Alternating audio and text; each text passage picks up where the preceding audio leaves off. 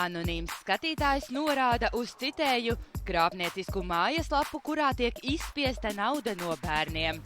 Ventspilī kāds bērns šīs aizraušanās dēļ esot krietni patukšojis vecāku maciņu.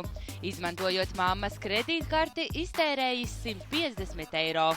Tā kā neviens no raidījuma Beztabū komandas nemēdz atpūsties spēlējot datorspēles. Es nezinu, kas man jādara. Kauli jādara. Esam pieaicinājuši ekspertu. YouTube kanāla LV Jarāns uzturētāju gameri Robertu Lasinski. Tā ir lomu spēle, teiksim tā. Viņa ir balstīta uz GTA San Andreas platformas.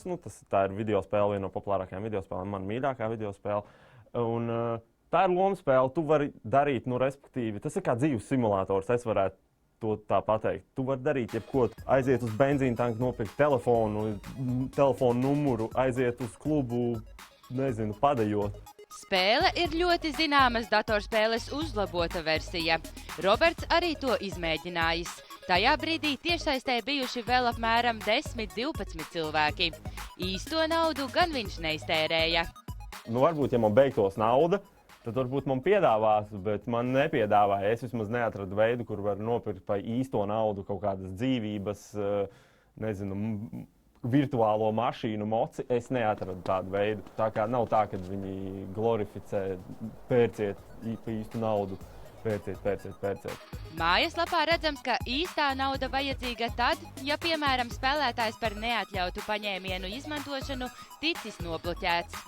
Jebkurā spēlē jau ir tā kā... Pat telefonā ielādē spēles, nezinu, Candy Crush, kas ir tā, spēle, kur populārā Facebook spēle. Tur jau arī dzīvības tev beidzās. Ir iespēja pasūtīt pa naudu. Un tas pats izmantojot kredītkarti, PayPal. Uzskata, ka šī, gluži tāpat kā jebkura cita datorspēle, var izraisīt atkarību.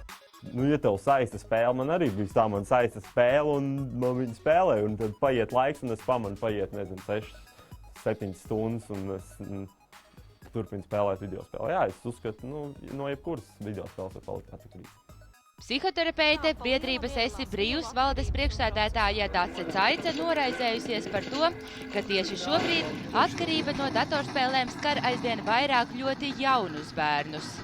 No 2 gadi un uz augšu. Tik maziņi jau, principā. Jā, tik maziņi, jo tiklīdz bērns dabon rokā viedierīci, un sāk viņu prasīt regulāri, un ja vecāki to neierobežo, tad atkarība var sākt veidoties.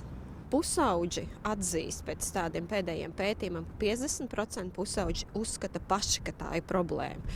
Tā kā es domāju, ka tas ir ļoti nopietns rādītājs, jo var jau arī saprast tos bērnus, jo vecāki ir izmisuši ar to kontrolēšanu, un ja viņam vakarā nepārtraukti ir jādzird, ka noliec telefonu, tad kad lai viņš spēlē. Tad tas, ko var redzēt, tā nepārsteidzoša aina, ka tie, kuriem skolās ir pieejams tas telefons, viņi tiešām arī spēlē starpbrīžos, visi galviņas noliekuši, katrs savā telefonā ir iekšā. Praksē ir saskārusies arī ar to, ka bērni krietni patukšojuši vecāku maciņus. Tas biežāk novērojams jaunāko klašu skolēnu vidū, kuri aktīvi lejuplādē spēles mobilajās ierīcēs, nezinot, ka tās ir maksas. Es teiktu, ka tā ir tāda viltīga atkarība, kuru grūti ir saprast. Vecāki paši tā neorientējas, liekas, nav jau tik traki. Bet tad, kad paņem nost viedierīces, tad ir dusmas, un citreiz tās dusmas ir ļoti jaudīgas. Tomēr atbildība gulstas tikai un vienīgi uz vecāku pleciem, jo, diemžēl, Latvijā nav tādas institūcijas, kas kontrolētu datorspēļu apriti. Baiba Runte, Ivo Vejs, Beztabū.